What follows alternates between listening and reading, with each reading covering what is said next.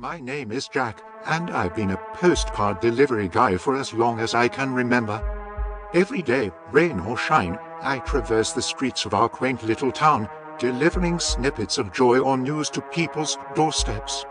But there's one delivery I'll never forget, one that sent shivers down my spine and made me question everything I thought I knew about the world. It was a gloomy Tuesday afternoon when I received a peculiar package at the post office. The address was barely legible, scrawled in a jagged script that seemed almost ... otherworldly.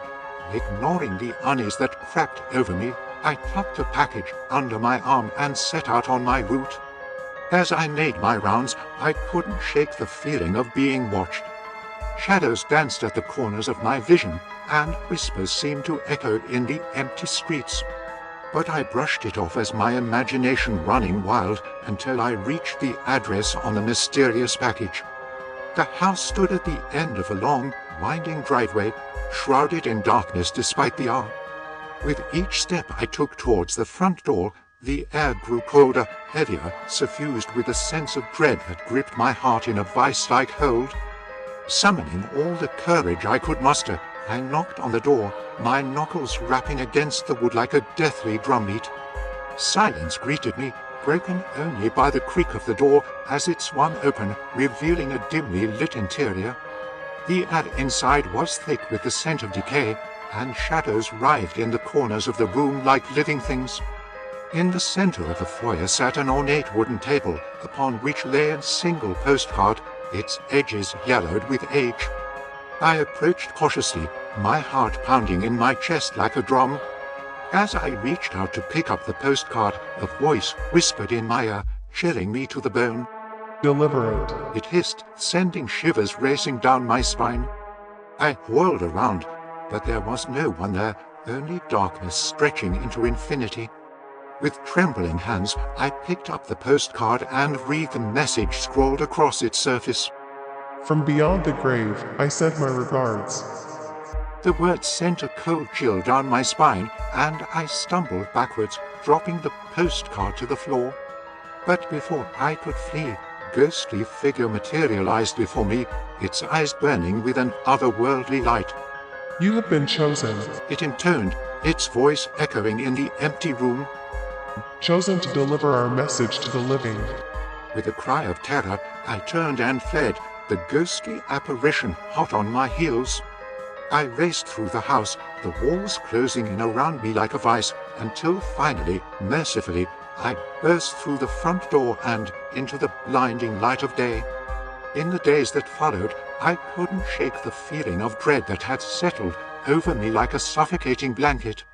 Every shadow seemed to hold hidden terrors, and every whisper sent shivers racing down my spine.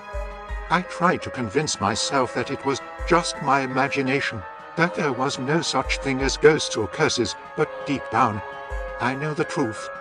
I avoided that part of town like the plague, refusing to even glance in the direction of that accursed house. But try as I might to forget, the memory of that haunting encounter lingered, tormenting me day and night. Then, one fateful evening, as I made my rounds through the town, I came face to face with the very thing I had been trying so desperately to avoid. Standing on the doorstep of a quaint little cottage was a figure shrouded in darkness, its eyes burning with an otherworldly light. My heart stopped in my chest as I realized what was about to happen. With trembling hands, I reached into my bag and pulled out the package, the one I had been dreading delivering ever since that fateful day. I held it out to the ghostly figure, praying that it would be enough to satisfy whatever dark forces had bound me to this cursed task. The figure took the package from my outstretched hands, its ghostly fingers curling around it like claws. For a moment, there was silence, broken only by the sound of my ragged breaths echoing in the still night air. Then, with a bone-chilling wail, the figure vanished into the darkness, leaving me alone once more with the weight of my guilt and fear.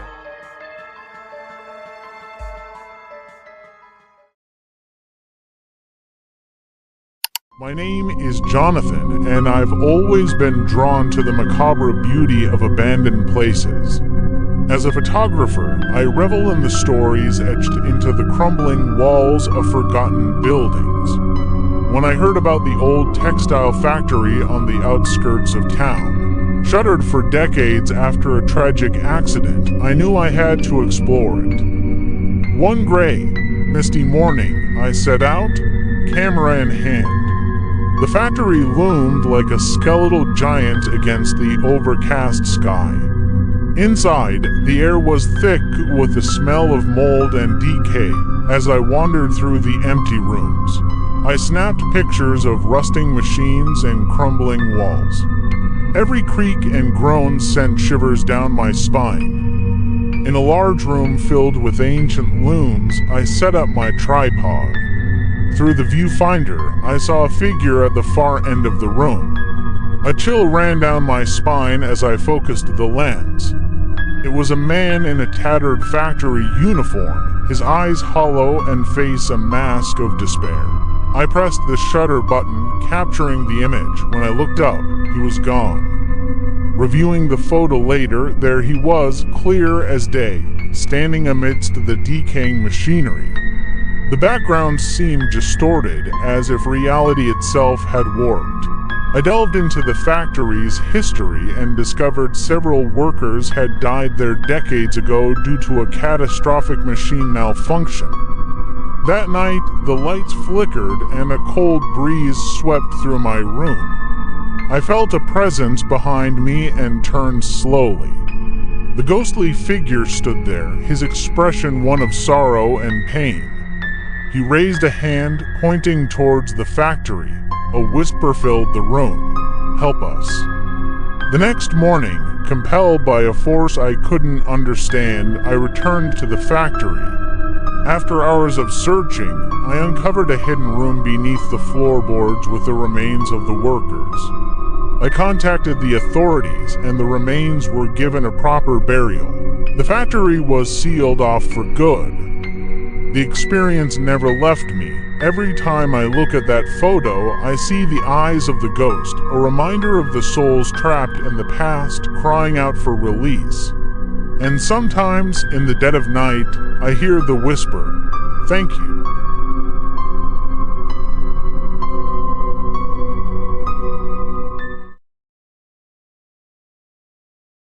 My name is Emma, and I wish I could say my story was just a product of my imagination.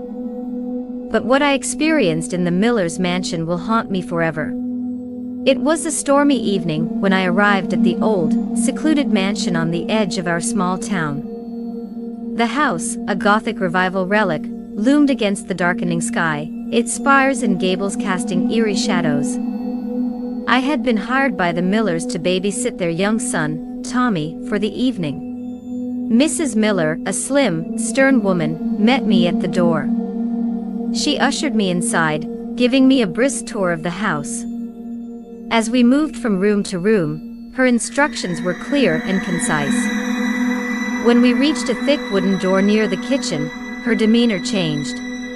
"That's the basement," she said, her voice low and serious. "Under no circumstances are you to go down there. It's off limits." "Understood." I nodded, feeling a chill run down my spine, though I couldn't say why. With a hurried goodbye, the Millers left, and I was alone with Tommy. I settled him into bed, reading him a story until his eyes drooped and he fell asleep. The house was eerily quiet, save for the occasional creak of its old bones. I settled into the living room with my homework, trying to ignore the oppressive silence. Then, the noises started. At first, it was just a faint, almost imperceptible scratching sound, like rats skittering behind the walls.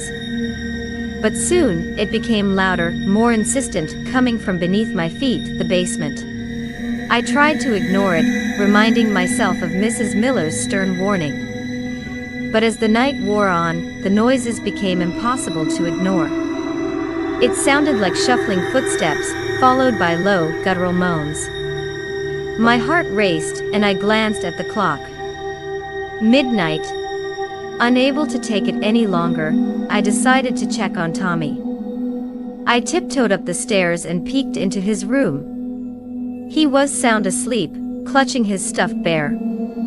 I felt a little better, reassured by his peaceful slumber. As I returned to the living room, the noises from the basement grew louder. My curiosity and growing sense of unease battled with Mrs. Miller's warning in my mind. Finally, I couldn't stand it any longer. I had to see what was causing those sounds. I found the key to the basement hanging on a hook in the kitchen. With trembling hands, I unlocked the door and slowly descended the creaky wooden stairs. The air grew colder with each step, and a damp, musty smell filled my nostrils. At the bottom of the stairs, I fumbled for the light switch. Dim, flickering bulbs cast eerie shadows on the stone walls, revealing rows of old shelves and dusty boxes. The noises had stopped, and for a moment, I considered turning back. Then I saw it. In the far corner of the basement, partially hidden by shadows, was a large, iron cage. My heart pounded in my chest as I approached it, my flashlight beam trembling in my hand. Inside the cage was a figure, hunched and grotesque. It looked like a caveman, with matted hair and a beard that reached the floor. Its eyes glowed faintly in the darkness, and it let out a low, guttural growl when it saw me. I stumbled back, nearly dropping my flashlight. The creature was chained to the wall, its wrists and ankles bound by heavy iron shackles. Surrounding the cage were scattered bones, yellowed and brittle with age. My breath caught in my throat as I realized they were human skeletons. Panic surged through me, and I turned to run, but my foot caught on something. I tripped and fell, the flashlight skittering across the floor. As I scrambled to my feet, I saw the creature straining against its chains, its eyes locked onto mine. Desperation gave me strength, and I bolted up the stairs, slamming the basement door shut behind me. My hands shook as I locked it, my mind racing with what I had just seen. I grabbed my phone and dialed the police, my voice trembling as I explained what I had found. The dispatcher assured me that help was on the way, but the minutes felt like hours as I waited, my back pressed against the basement door. When the police arrived, they forced the door open and descended into the basement. I stood at the top of the stairs, too terrified to follow.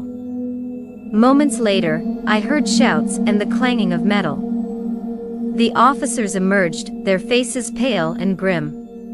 The creature was taken away, and the Millers were arrested.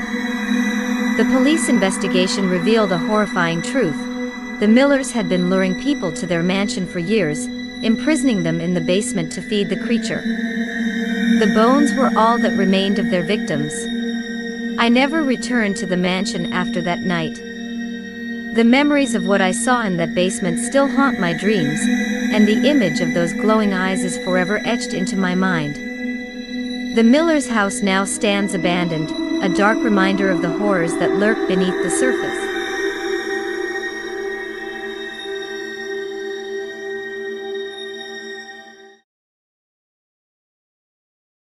My name is Chris McNeil, and my life changed forever in the autumn of 1973.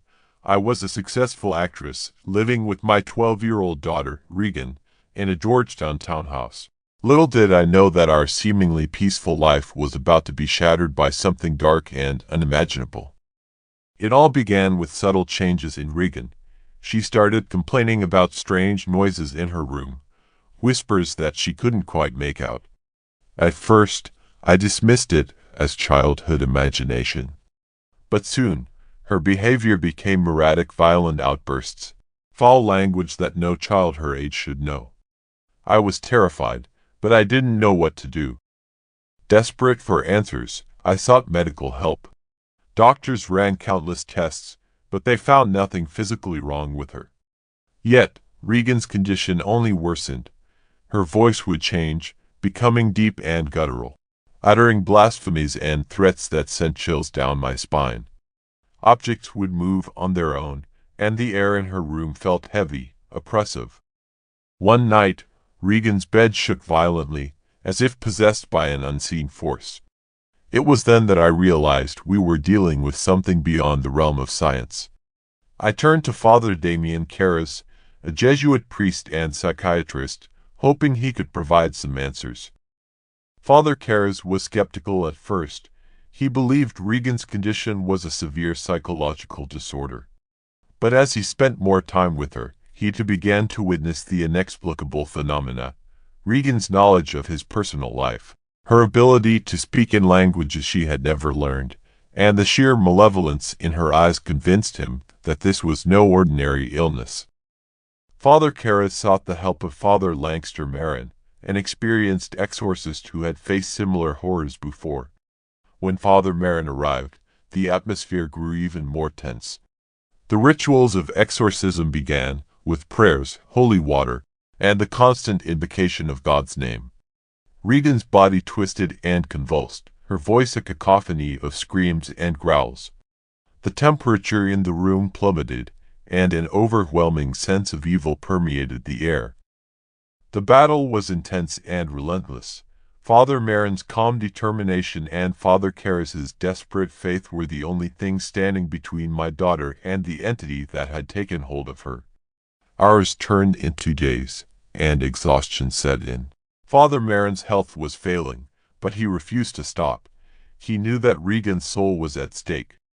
One night, as the exorcism reached its climax, Father Marin succumbed to a heart attack, leaving Father Karras alone to face the demon.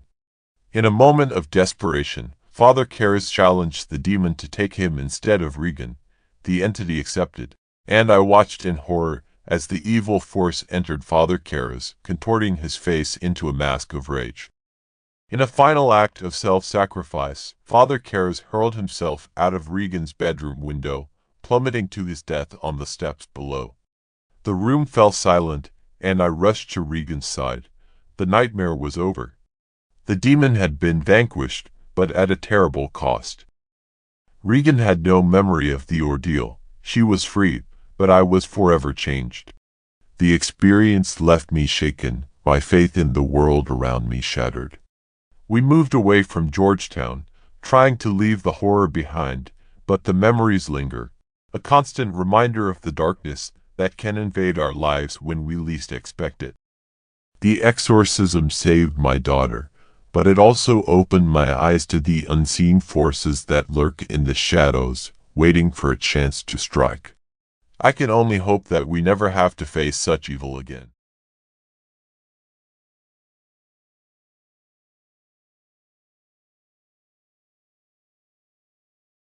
My name is Emily Hawthorne. If you're reading this, please believe me when I say I never intended for any of this to happen.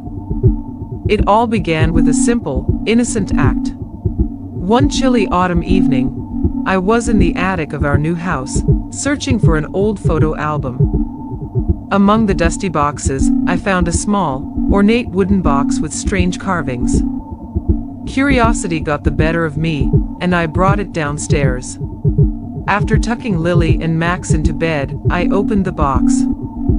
Inside was a leather-bound book with brittle, yellowed pages. The text was in an unfamiliar language, but I couldn't stop myself from flipping through it. As I reached the last page, a cold whisper filled the room, the lights flickered, and pain shot through my head. Everything went black. I woke in my bed, but something felt wrong. My reflection in the mirror showed eyes that weren't mine, dark, almost black, filled with malice. Days passed, and I began losing chunks of time. I'd find myself in different rooms, unable to recall how I got there. Lily and Max looked at me with growing fear. "Mommy, are you okay?" Lily asked one morning, her voice trembling. "I'm fine," I replied coldly, the words not my own. Inside, I was screaming, but I couldn't control my actions. The entity within me grew stronger, delighting in causing pain and fear. It tormented my children and turned my husband, David, against me. One stormy night, I found myself back in the attic, the box in my hands. With a final, desperate effort, I regained control and opened the box, frantically searching the book. I found a symbol that seemed to pulse with dark energy and traced it with my finger, feeling a searing pain. The entity screamed in rage as it was ripped from my body. I collapsed, exhausted, as the storm outside began to subside. Weeks have passed. The house is quieter now, the darkness lifted. Lily and Max are slowly beginning to trust me again, though fear still lingers in their eyes. David and I are working to rebuild what was broken. The box is hidden away, locked where no one will find it. But sometimes, late at night, I hear whispers in the darkness and wonder if it's truly over or if the entity is just waiting for another chance to return.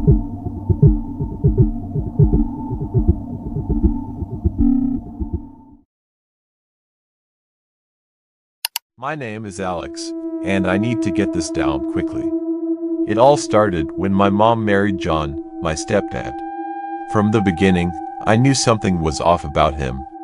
His odd, predatory smile and the way he looked at me when he thought I wasn't watching unnerved me.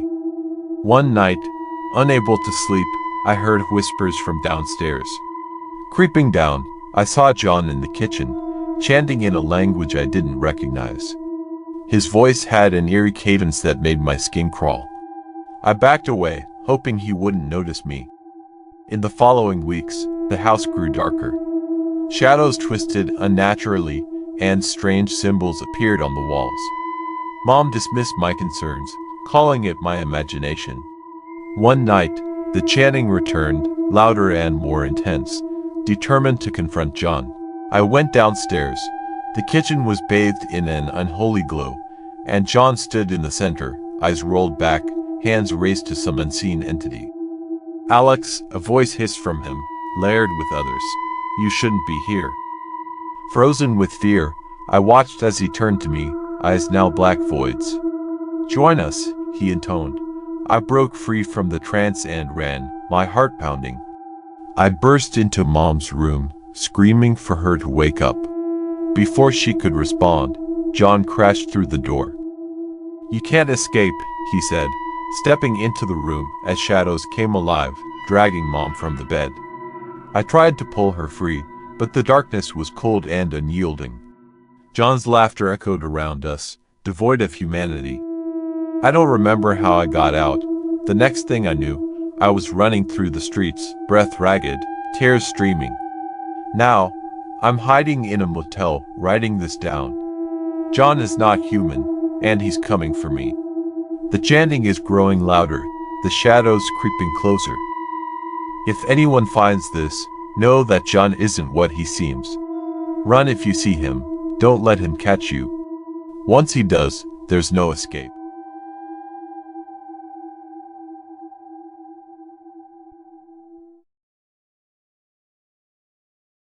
My name is Letty, and I used to love taking long showers. There was something soothing about the steam, the steady rhythm of water on tiles, and the isolation from the world. But now, every drop sends a shiver down my spine.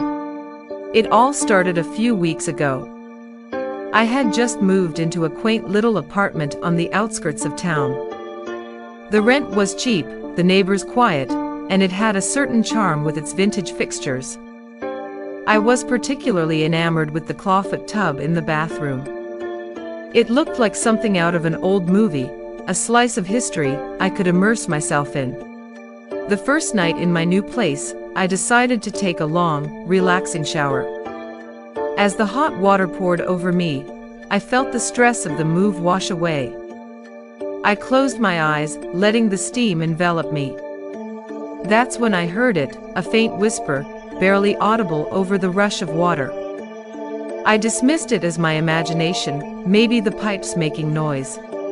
The whispers became more frequent. Sometimes, I would hear soft murmurs just as I was drifting off to sleep, other times when I was alone in a room.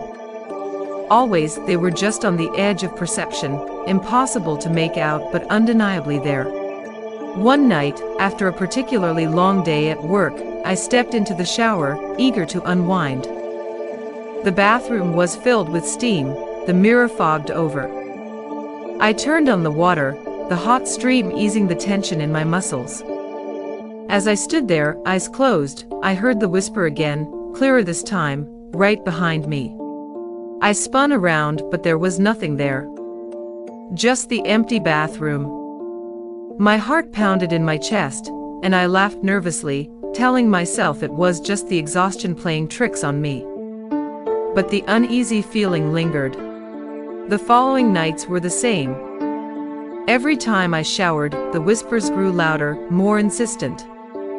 I started to hear words, though they made no sense. "Join us," they seemed to say, "and it's so cold here." One evening, determined to prove to myself that it was all in my head, I set up my phone to record audio while I showered. I turned on the water and tried to relax, but my nerves were on edge. I finished quickly, grabbed my phone, and sat down to listen to the recording. At first, there was nothing but the sound of water. Then, faintly, the whispers began.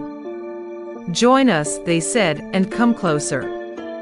My breath caught in my throat as I heard another voice, clearer, more desperate. "Letty, help us." I dropped the phone, my hands shaking. How did they know my name? I couldn't sleep that night, the fear gnawing at me. I had to find out what was happening. The next day, I did some research on the apartment. What I found chilled me to the bone. Decades ago, the building had been a boarding house. Several tenants had mysteriously disappeared, their bodies never found. The rumors spoke of a cult, dark rituals, and sacrifices. I knew I couldn't stay there, but I felt compelled to help the voices, if they were indeed trapped souls. That night, I lit candles around the bathroom and filled the tub, trying to create a seance. I stood in the shower, water cascading over me, and spoke to the voices. "Who are you?" I asked, my voice trembling. "What do you want?" For a moment, there was silence. Then, the whispers came, a cacophony of voices all at once. "Free us," they said. "Break the curse." I felt a cold hand on my shoulder, and I turned to see a shadowy figure standing there, its eyes hollow and filled with sorrow. My blood ran cold, but I forced myself to stay calm. "How?" I asked. "Destroy the source," it whispered. "The mirror. Break the mirror." Without hesitation, I grabbed a towel rack and swung it at the mirror with all my strength. The glass shattered, shards flying everywhere. The voices screamed, a deafening sound that made me cover my ears. Then, there was silence. I don't know what happened after that. I must have passed out because I woke up on the bathroom floor, alone. The mirror was in pieces, the bathroom a mess, but the oppressive feeling was gone. The air felt lighter, the whispers silenced. I moved out the next day. Now, every time I step into a shower, I can't help but listen for the faintest whisper, a reminder of the horrors I left behind. My name is Sarah, and I used to love taking long showers. Now, I dread them, haunted by the voices that once called out to me from the darkness.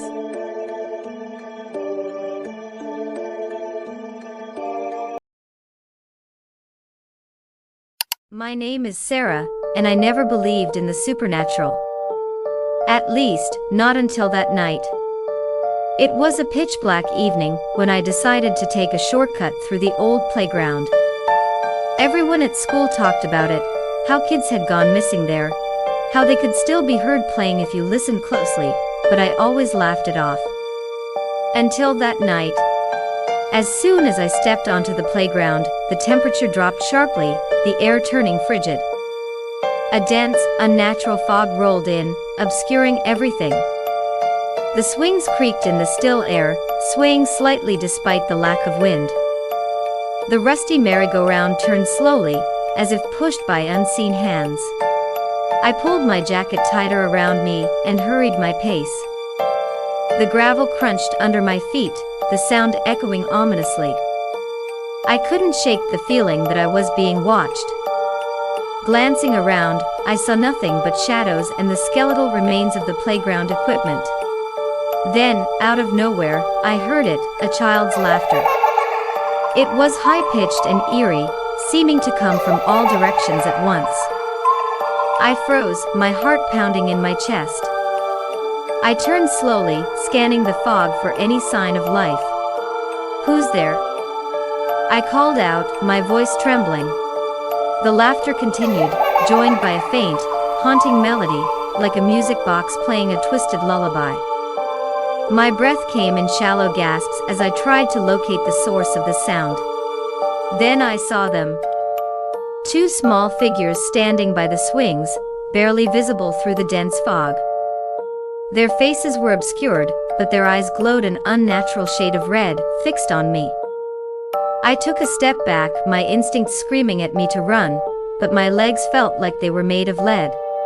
"Come play with us," one of them said, their voice echoing unnaturally. The words were innocent enough, but the tone was wrong, hollow, devoid of emotion. I shook my head, backing away slowly. "I have to go," I managed to stammer. The figures didn't move, but the playground around them seemed to come to life. The swings started to sway violently, the merry-go-rounds spun faster, and the laughter grew louder, more maniacal. As I turned to run, I felt something cold and clammy wrap around my ankle, causing me to stumble. I looked down and saw a small, pale hand emerging from the gravel, gripping me tightly. The hand was skeletal, its flesh rotting away, maggots crawling through the decaying skin. I screamed and kicked frantically, breaking free and scrambling to my feet. I ran as fast as I could, the laughter and echoing footsteps chasing me through the fog. My mind was a whirlwind of fear and confusion. I didn't stop until I was safely on the street, under the comforting glow of the streetlights. My heart was pounding, and my breaths came in ragged gasps. When I finally dared to look back, the playground was still and silent once more, the fog lifting as if nothing had happened. But I knew better. The laughter and the figures haunted my dreams for weeks after that night. The next morning, I woke up with dirt under my fingernails and bruises on my ankle where the ghostly hand had grabbed me. It was a physical reminder that what I had experienced was all too real. I did some research and found that the playground was built over an old cemetery, the bodies never properly moved.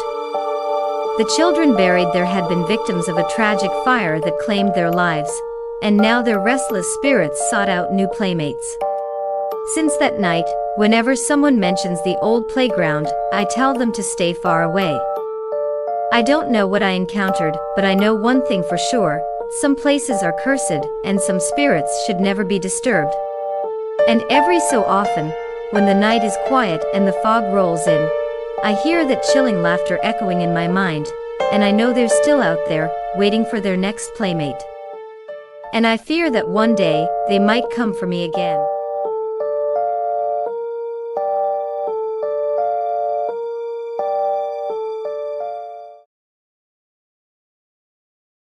My name is Ethan Walker. Tonight was supposed to be an ordinary evening, but it quickly turned into a nightmare. It started with a news alert on the radio. Breaking news. An inmate has escaped from the state penitentiary. The fugitive, Lucas Martin, is considered extremely dangerous. Residents are advised to lock their doors and stay inside. I hurriedly checked all the locks and closed the curtains, trying to shake off the unease that settled over me. An hour later, I heard a faint scratching at the back door. My heart pounded as I crept to investigate. Suddenly, a loud crash shattered the silence. The back door was forced open, the lock broken. I grabbed a flashlight and hid behind the kitchen island, praying the intruder wouldn't see me. His footsteps echoed through the house, slow and deliberate. Peeking out, I saw him, Lucas Martin. His gaunt face and wild eyes matched the mugshot on the news. He muttered to himself, Where are you?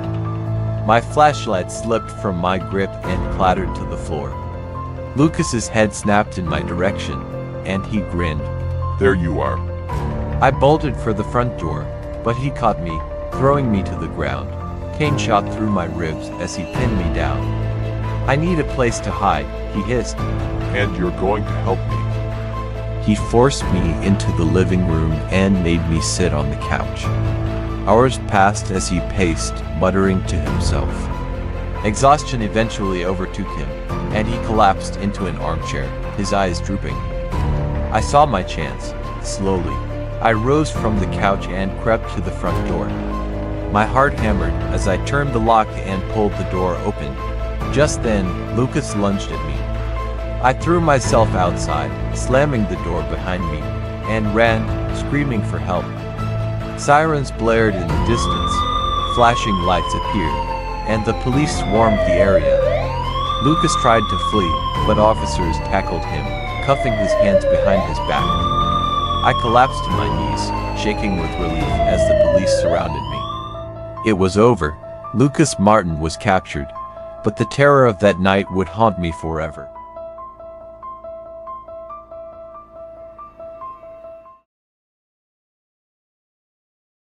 My name is Sarah, and I'm about to tell you a story that will make you question everything you thought you knew about urban legends. What happened to me one fateful night still haunts me, and I can't escape the terror that grips my soul whenever I close my eyes. It was a typical Friday night.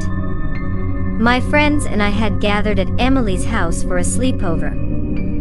The air was thick with excitement and the faint smell of popcorn, the television casting eerie shadows across the living room. We had exhausted the usual activities, movies, snacks, gossip. That's when Emily suggested it, Bloody Mary. "Come on, guys, it's just a silly game," she insisted, her eyes gleaming with mischief. I was hesitant, but peer pressure is a powerful force, especially when you're 16. We all agreed, albeit reluctantly, and headed to the bathroom. The bathroom was small, with a single, large mirror above the sink. The only light came from a flickering candle Emily held. We crammed inside, the door creaking shut behind us. The air felt colder, heavier.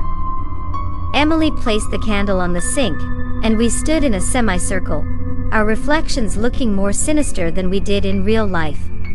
"Okay, on 3. 1, 2, 3, Emily counted, and we chanted in unison, "Bloody Mary, Bloody Mary, Bloody Mary." At first, nothing happened. I felt a wave of relief wash over me, and we all exchanged nervous giggles.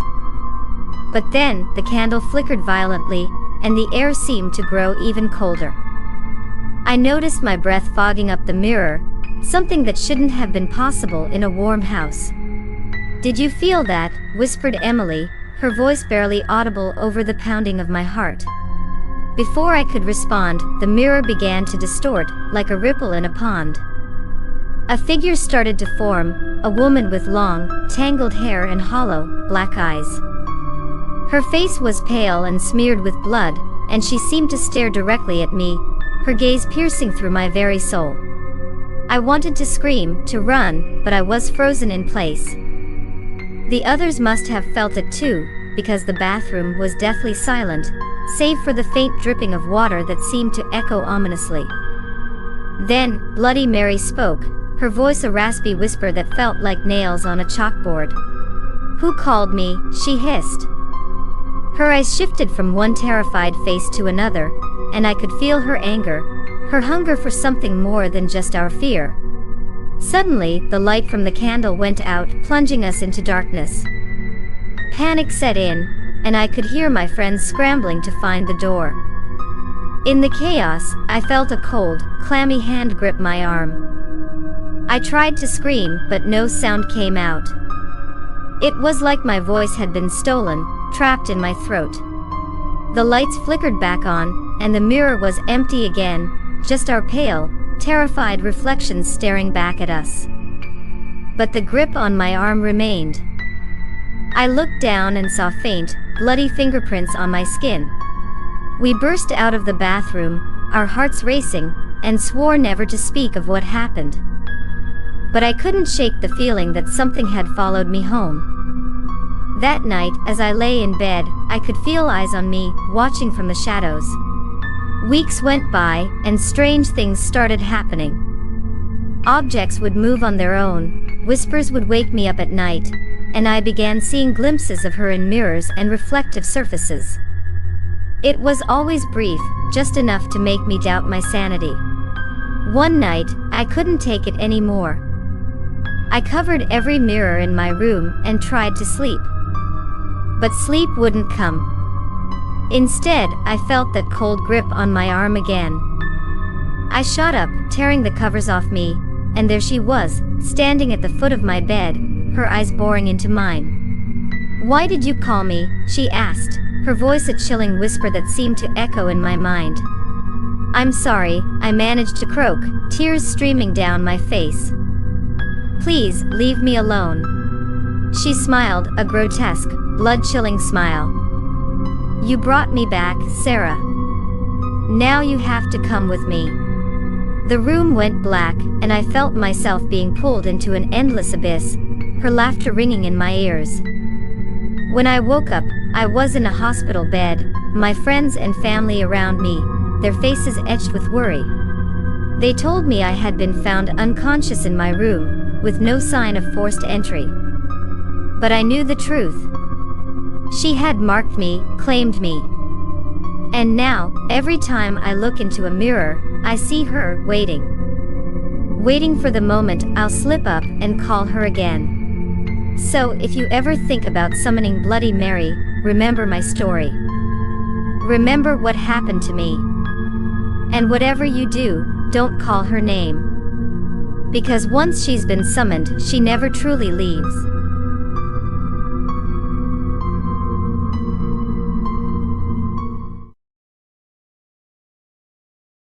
My name is Jess, and I used to adore Valentine's Day. The romance, the chocolates, the anticipation of a secret admirer, it all seemed like a fairy tale. But that was before the horror unfolded. It started innocently enough. I received a beautiful bouquet of roses with a mysterious note attached, signed with only a cryptic initial. Ignoring the slight unease gnawing at me, I brushed it off as a romantic gesture from a shy admirer. As Valentine's Day approached, strange occurrences began to haunt me. I would catch glimpses of a shadowy figure lurking in the corners of my vision, disappearing when I turned to confront it. Each night, I was plagued by vivid nightmares of a faceless entity reaching out to me with cold, skeletal hands. On Valentine's Day itself, the atmosphere grew increasingly oppressive. The air seemed thick with an otherworldly presence, and the once cheerful decorations took on a sinister aura. I found myself trembling with an unexplained dread, unable to shake the feeling that something malevolent was watching me. That evening, as I sat alone in my dimly lit apartment, the power suddenly flickered out, plunging me into darkness.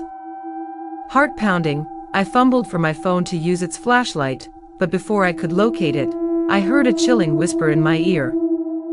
Happy Valentine's Day, Jess. I froze, paralyzed with fear, as the voice echoed through the empty room. Then, from the shadows emerged the figure from my nightmares, a ghastly apparition cloaked in tattered rags, its featureless face twisted into a grotesque grin. I screamed, but no sound escaped my lips as the entity drew closer, its icy breath sending shivers down my spine. Desperately, I reached for anything within my grasp, a vase, a book, anything to defend myself against this unholy intruder. But it was futile. With a bone-chilling cackle, the specter enveloped me in its icy embrace, draining the warmth from my very soul. And as the last vestiges of consciousness slipped away, I realized with a sinking dread that my once beloved Valentine's Day had become a nightmarish curse, a curse from which I would never awaken.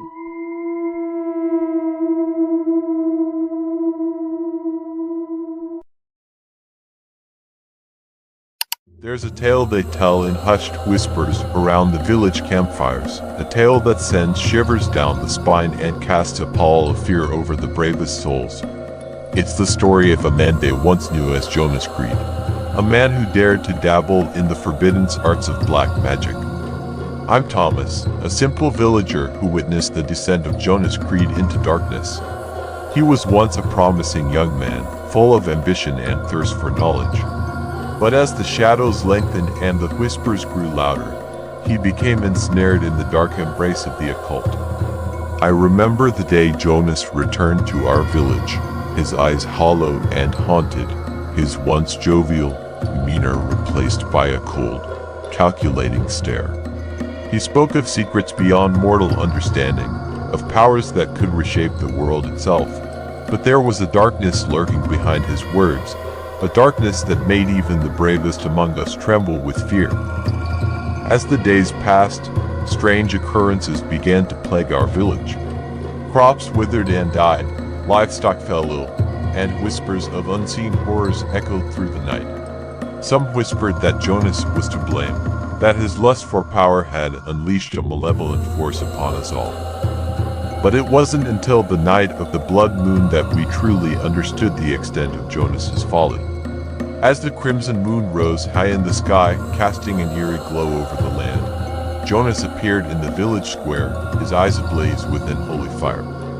With a voice that echoed with the power of 1,000 demons, he spoke of the pact he had made with the shadows, of the price he had paid for his forbidden knowledge. And as he raised his hands to the sky, the very earth trembled beneath our feet. That night, the shadows rose up from the depths of the earth, twisting and writhing like living things. They engulfed our village in a suffocating blanket of darkness, swallowing everything in their path. I watched in horror as my friends and family were consumed by the abyss, their screams echoing in the night like a chorus of the damned. And as the darkness closed in around me, I knew that there was no escape from the horrors that awaited. For Jonas Creed had unleashed a darkness beyond reckoning, a darkness that would consume us all.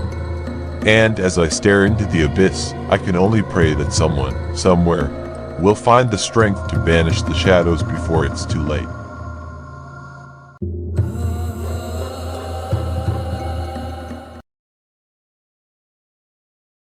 My name is Emily, and I live in a quaint town where nothing ever seems to happen. That is until the nightmares began. Each night, I was tormented by visions of blood-soaked streets and twisted faces contorted in agony. One evening, as I walked home from work, I stumbled upon a scene that chilled me to the bone. A crowd had gathered around a small alley, their faces pale with shock. A body lay sprawled on the ground, her skin stripped away in a grotesque parody of humanity. Terrified, I ran home, but the horrors didn't end there. The city descended into chaos as the serial killer continued his reign of terror, leaving a trail of mutilated bodies in his wake. Panic gripped the streets as people locked themselves away, too terrified to venture outside. I lived in constant fear, knowing that the killer could strike at any moment. And then, one night, he found me. Dragged into his workshop, I endured unspeakable horrors as he carved away strips of my flesh. But salvation arrived in the form of flashing lights and blaring sirens. The police burst in, guns drawn, and I was whisked away to safety. Though the scars would never fully heal, I found strength in knowing that I had survived. As I walked the streets once more, I vowed to never forget the darkness that had threatened to consume me. For in the end, it is not the monsters that define us, but our ability to rise above them, to find light in the darkest of places, and to never lose hope in the face of unspeakable evil. The scars may fade, but the lessons learned will endure, a testament to the resilience of the human spirit, and the power of hope to conquer even the most profound darkness. And though the echoes of terror may linger, they will never drown out the melody of hope that sings within us all.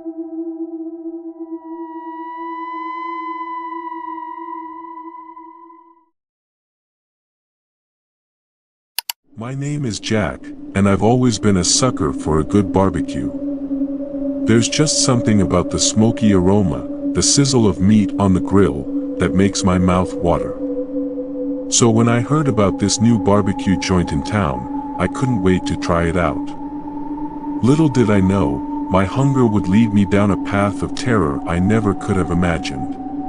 The moment I stepped into the restaurant, I was hit with the rich scent of barbecue sauce and charred meat. The place was packed, which I took as a good sign. I found a seat at the bar and eagerly awaited my order. When the bartender slid a plate in front of me, my stomach rumbled with anticipation. But as I lifted the bun to take my first bite, something felt off. Instead of the juicy, succulent meat I expected, there was something else inside. I peered closer, my heart pounding in my chest. It wasn't meat at all. It was something else. Something dark and twisted. My mind refused to comprehend what I was seeing. I glanced around the restaurant, suddenly aware of the eerie atmosphere that seemed to hang in the air. The other patrons were devouring their meals with an almost frenzied intensity, oblivious to the horrors lurking beneath the surface. I pushed my plate away, bile rising in my throat. I had to get out of there. But as I made my way towards the exit, I felt a hand grab my arm with a vice-like grip. I turned to see the chef standing behind me, his eyes gleaming with malice. "Leaving so soon?" he asked, his voice dripping with menace. I tried to wrench myself free, but his grip only tightened. "You can't leave," he said, a sinister smile spreading across his face. "Not until you've tasted my speciality." With horror, I realized what he meant. The meat in those buns wasn't pork or beef. It was something far more sinister. Something inhuman. I struggled against the chef's grasp, but it was no use. He dragged me towards the kitchen, his laughter echoing in my ears like the toll of a death knell. And as he forced me to take a bite of his grotesque creation, I knew that I would never be the same again. For in that moment, I had tasted the true horror that lurked behind the facade of the butcher's barbecue.